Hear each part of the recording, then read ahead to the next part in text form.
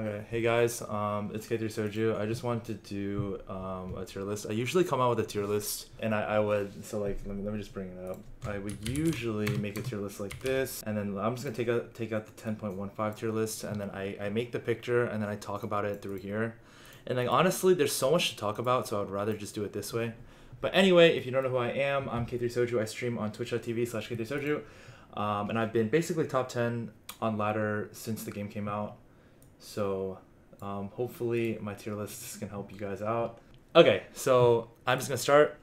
S is going to be on 10. This is gonna be patch 10.16, and S for sure, based on consistency and how well the comp does overall, is going to be Cybers, Star Guardians, and Mech Viktor in no particular order. I think all three comps are by far the best comps on this patch. And then A tier can easily, like all these comps can easily be S tier in terms of strength late game or late game cap. But in terms of consistency, I probably wouldn't put an S because you need like specific openers for each of these comps.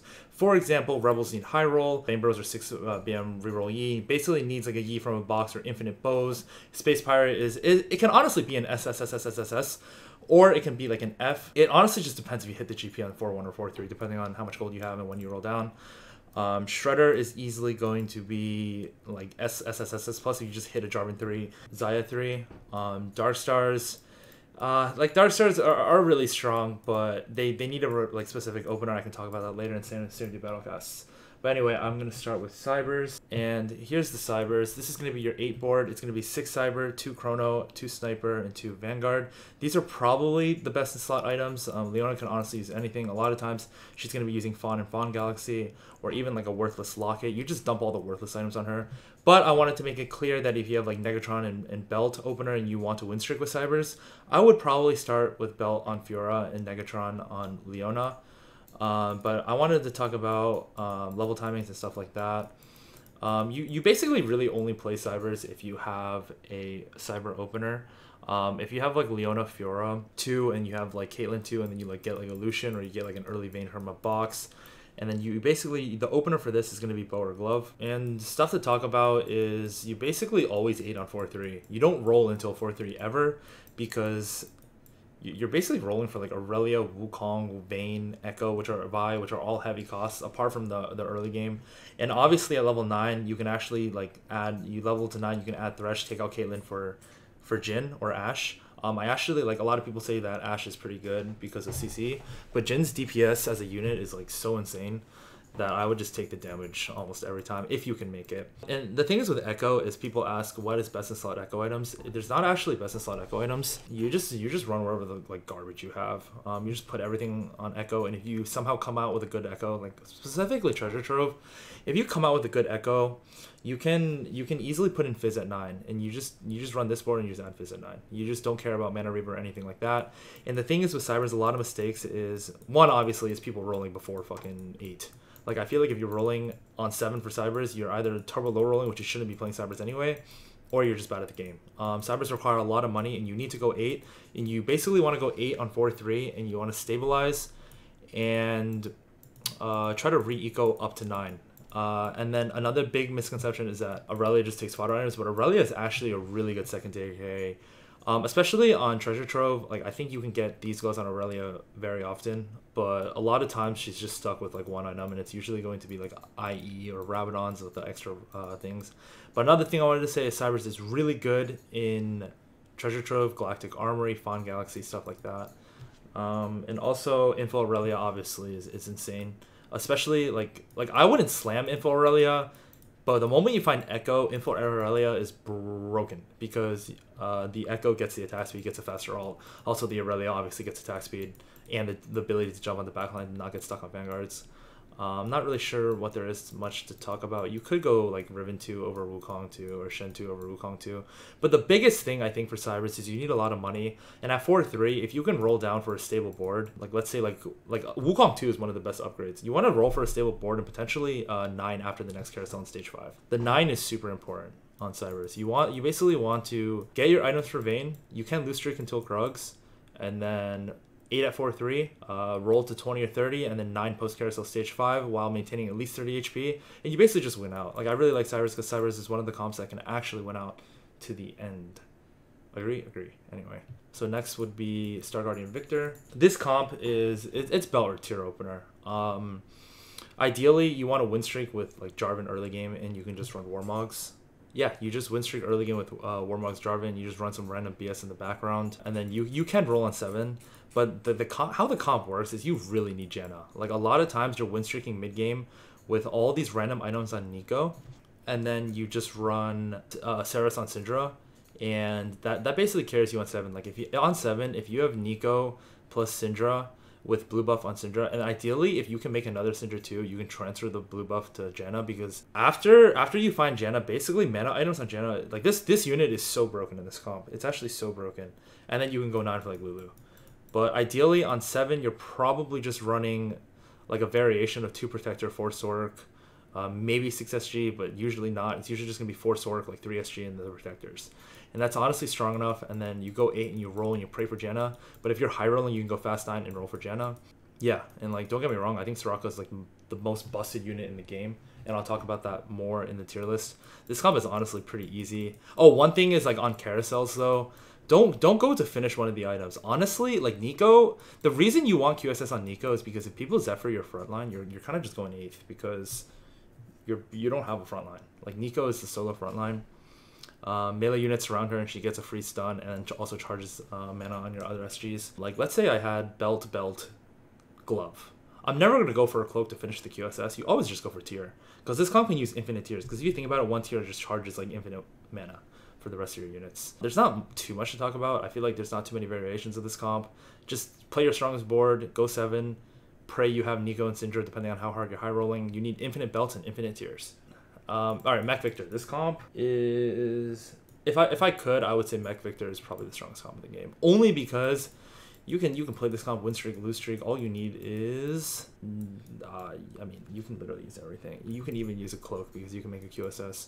Or you can even make Ionic Spark. The biggest thing with this comp is I don't think you should worry about having perfect items. A lot of people sack all their HP for perfect items, but the problem with this comp is you really do get hard outscaled unless you can go 9. But like this comp is really strong because anything can pivot into this. You can run Vanguards early game, you can run like Rebels early game with Ziggs Rumble. It really doesn't matter. Like this comp, you can pivot into anything, into it from anything. And ideally, you just want 2 mana items on Viktor because his mana, I think, is 60. So if you have 2 mana items, it only takes 3 autos to ult. Like, infill Viktor is actually insane. Like, if you don't have mana items and you hit a spat bow, bro, you're infilling Viktor because his attack speed is basically his mana item.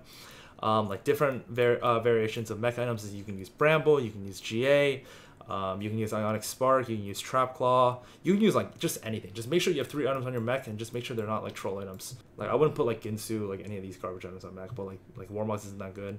But like just like anything that you think is good on mech is going to be good on mech.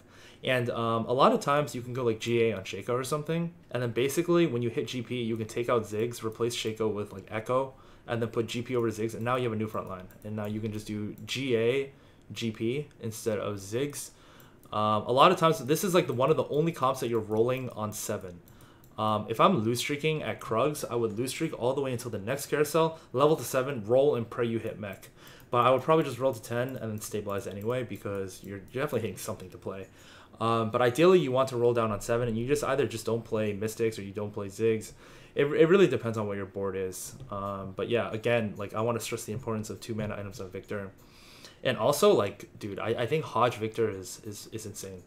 If you roll damage on Viktor, it is actually the most broken thing I have ever seen. It just one-shots everything.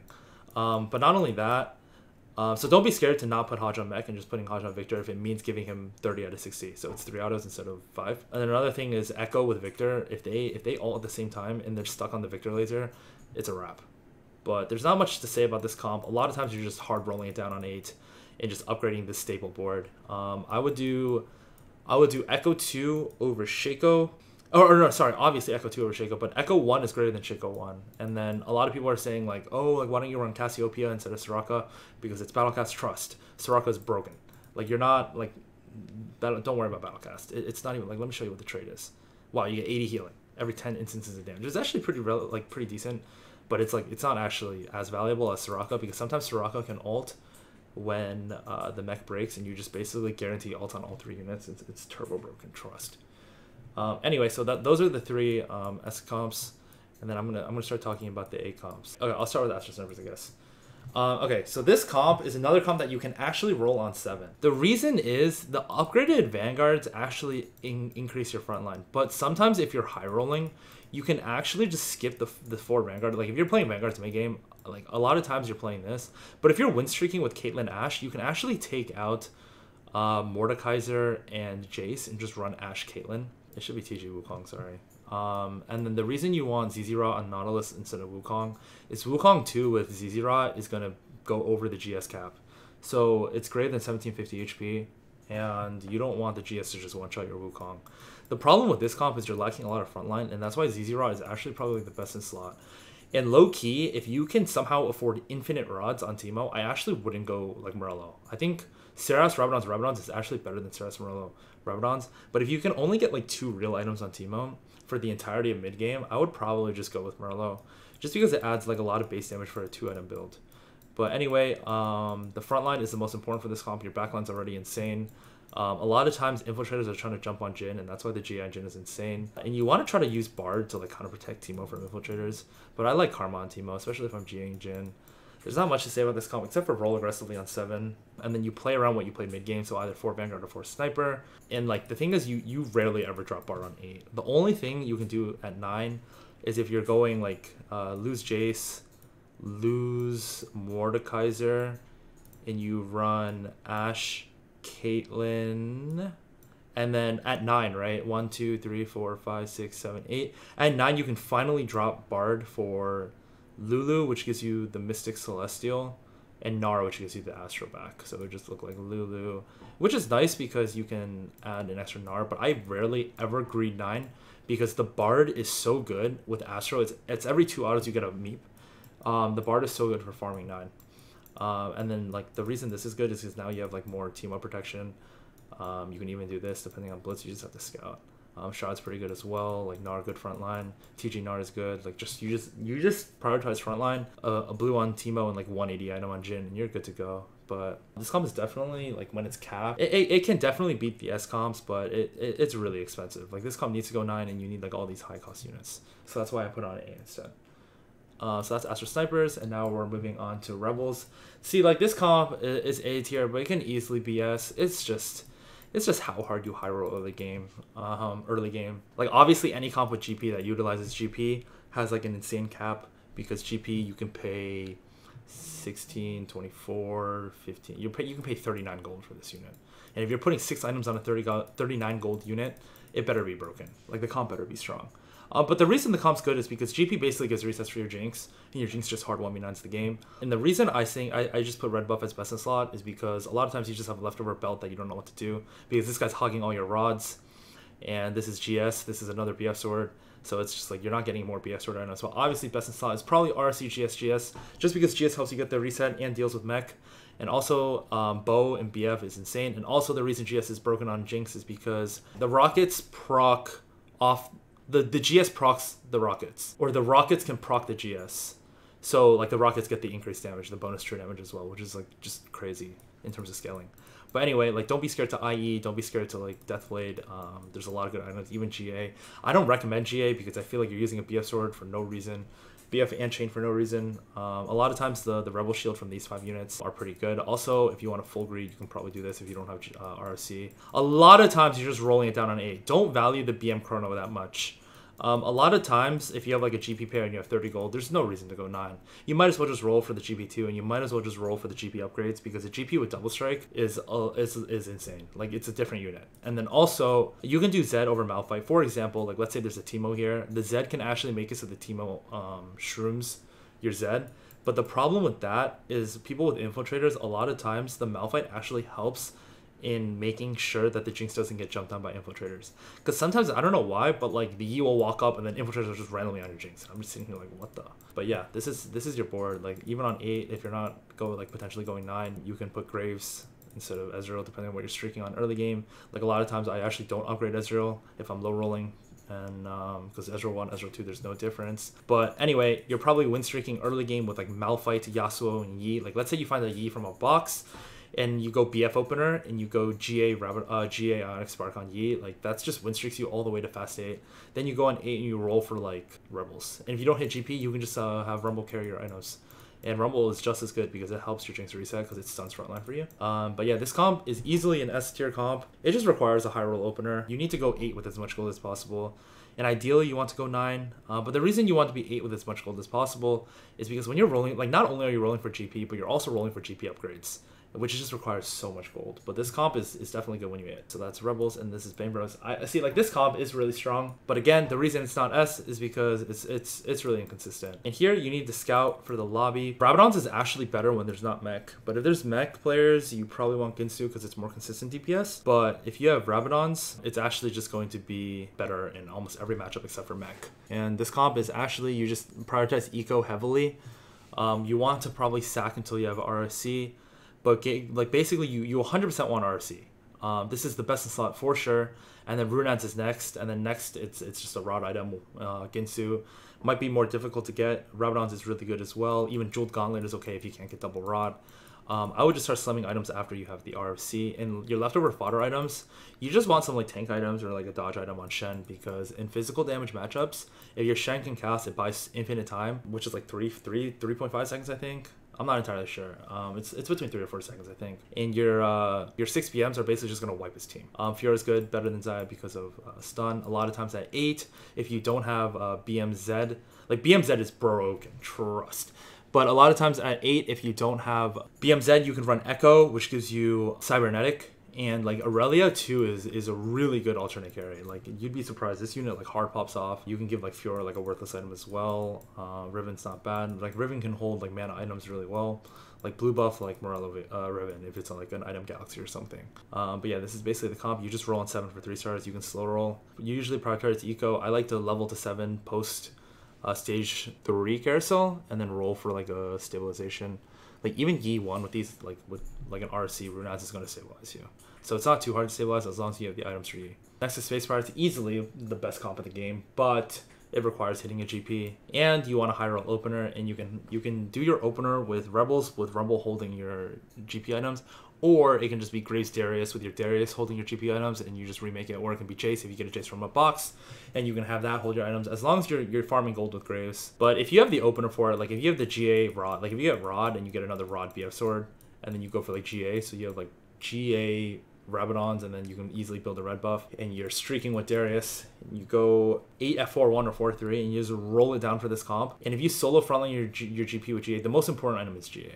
If you hit GP on 4-3, you're going first. It's a guaranteed first. As long as you have more than 45 HP, like 30 HP even, you're going first, because you're just farming infinite items, and there's no way anyone is going to beat you as long as you don't like frontline Jinx. But like obviously the items shown are going to be best in slot as you farm items. I try to include everything. Oh, like another one, obvious one would be Fawn. So a lot of times you're rolling on 8 for GP upgrades, Fawn for Thresh and stuff like that, Thresh units. But these should be like pretty much the best in slot. And I tried to utilize everything. Like you can even Hodge ASOL. I do that a lot. Like doesn't matter what the last Jinx item is. RC for sure though. RC is so good on Jinx. There's not much to say about this comp. It's just high roll. You go 8 on 4-3 or you go 8 on 4-1 depending on how much HP you have and how much money you have. And you just roll and pray you hit GP. Like this comp is kind of... The only reason it's not SSSSS is because it's too inconsistent, because you need to hit this one unit or you're going 8th. Or you're probably still not going 8th because you still hit everything. You can probably still like top 4, but it's rare. Because you start getting outscaled hella crazy because you're running these worthless Space Pirates. But if you hit GP early, you're probably going first. There's not much to say. Shredder. Okay, so this is... the reason I put this...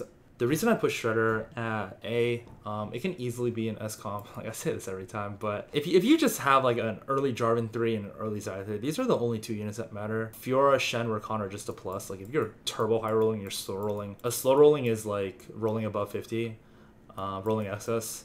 You can only do that when you're like high rolling because you have the HP to work with, so you can afford some losses. But usually, since you can never level to 5 pre-Krugs on this comp because you want to stay like level 3, level 4 as much as possible to find the lower cost units. You usually go to 5 loot streaks so you can get items for Xayah. Items for Xayah are pretty flexible. You can just do like GS, Last Whisper, GS, IE. I don't recommend that because anytime you run into 2 or 4 Vanguard, you're just like, nah, shit. But anyway, like 1 tank item on Shen that's not Warmogs is pretty good because in the physical matchups, again, same as Spain Bros, he'll cast. But the general strat of the comp is to just roll XS50. But if you have like say like 6 Xayahs, 5 Jarvans, I can see merit to rolling it down to like 10, maybe even 0 if you're just like 1 off each post Krugs. But ideally you want to just stay low as stay as low level as possible. And ideally you're actually win streaking into neutrals. You have like Jarvan 2, Xayah 2, Rakan 2, and like Fiora 1. It doesn't matter. Or like Fiora 2, Rakan 1, like ideally, and then you're win streaking into neutrals, and then you somehow have like 40 gold because you have a gold opener, and then you just slow roll, and then you can go for Fiora 3, Rakan 3, Shen 3 as well. It's insane. And then after hitting those like upgrades, you just need to find a way to go 8 so you can put in the 6 BM. But some like if you're basically capping yourself to 3 BM, you're probably just going bot 4. Like this comp requires high roll, but when you do hit, it just feels like the freest win. So now there's 2 more comps, Dark Stars and Battlecasts. So I'll do Dark Stars. So Dark Stars have like kind of like the same opener as Star Guardian Protectors, except this time you have BF items instead of like tier and rod items. It's just Jarvan Rakan frontline. The Jarvan is a Dark Star, and also it just helps you streak so hard early game. Like Warmogs with Protector interaction is insane. And ideally you want to roll on 8, but you can roll on 7 as well, just because you can fit everything at 8. But yeah, you just play what you hit, and you prioritize Shaco items in 4 Dark Star because your frontline is kind of a joke. And then at 9, like let's say you can go 9, you can drop Soraka for Lulu, you can also lose Rakan Protector, and you can just run like Xerath Mordekaiser. You lose frontline, but it doesn't matter because with 6 Dark Star and these items on Shaco is your frontline. Like Shaco is never going to die. The comp can easily be S tier if you like high roll into a fast 9 or you have really good items for everyone. You can even like carry Xerath and stuff like that. There's also a lot of different variations. For example, if you didn't want to carry Shaco and you wanted to carry like Jin, you can actually lose Shaco, lose Fizz, which opens up 2 slots, and you can go Mordekaiser, Wukong, and then you can have like Thresh pulling in units. But Dark Stars has like, again, it's like a very unique opener, or like very specific opener, which is like the Protector frontline, or it could be a Vanguard frontline, but then you need the GA. You basically need infinite BS Sword, so I definitely recommend starting BS Sword for this comp. The thing is, Dark Stars, like Jin is a good carry, Shaco is a good carry, like everything is good, like Xerath is good. So I would actually try to like split items. Don't tunnel too hard on Shaco because Jin is actually really strong. But yeah, that's Dark Stars. Specific opener, there's not too much to talk about. You could roll a little bit on 7 depending on how weak you are, but ideally you want to be 8 at 4-3 and rolling it down then. In the last comp is Battlecast. See, this comp is like, it's another thing. Like, I know I say it a lot. Specific openers. Let's say you have like a chain start. Like this comp, if you wanted to hard force every game, it's a chain start. You ideally want red buff Shiv. And the reason like you want the red buff Shiv opener is because red buff Shiv Cog, if you have red buff Shiv Cog, you're win streaking the entirety of stage 1, 2, 3. Like you're just not losing a single round. Like this unit will kill everything. Also, it's worth noting that Runans is really easy to get because Cloak sucks so much. But basically, it's the same deal as Xayah reroll, where you don't pump levels at all. Hopefully, you can find like a cog naturally, or you get a box and you have the cog items. That's the only time I play this comp. I'm not a huge fan of reroll comps, but they are very strong. You basically, the way to play it is you don't level at 4-1. You just sit here and you just slow roll excess ideally. But actually, this comp I rarely ever hyper roll because you basically need 3-star Graves, Alawi, and then Nocturne is a plus, but it doesn't actually matter. You just reroll excess, and then after that, it's like a game. Same thing as 6 PM, it's a game to see how to go 8 and put in 6 Battlecasts. If you have Battlecast spat, you can Battlecast spat, even like a Malphite 3, and then easily get 6 Battlecasts without Urgot. But that's if you have Battlecast spat. So like on Manatee's Delight, this pump is probably a little bit better. You can even run Fizz as a transition unit. Grace 3 is really important. I think I would probably say Alawi 3 if you have items on Alawi, and then it's Grace 3, because Grace 3 single-handedly wins you like the cybernetic matchup with like the 5-second blind or something. But yeah, that's the comp. Try not to get your cog while infiltrated, but even if he's infiltrated, a lot of times it's okay because the Battlecast with these items will just infinite heal. This comp's definitely really strong, and you need the opener for it. But I think that's it. Here are the comps: 1, 2, 3, 4, 5, 6, 7, 8, 9, 10. I'm pretty sure there is not a comp that you will see in high elo that's not one of these comps, I think. Yeah, the reason I'm doing like tier lists like this now with video is because, I think I already said it, it's just a lot less work than me typing it out. Like, it would be like, I mean, I already said it, like, it would just look like this. And I can easily talk. I feel like I talked a lot more than what I can write down. But yeah, let me know if you guys have any questions. Like, actually, I probably won't respond on the YouTube comments. No cap. Because by the time I respond, like, you guys probably even got the answer anyway. If you want an immediate answer, like, I stream every day. I try to stream from like 9 a.m. to like 3 p.m. But like I'm pretty random about it. I just stream whatever the hell I want to stream. So just feel free to come by and ask that. I'm tired. I'm going to sleep.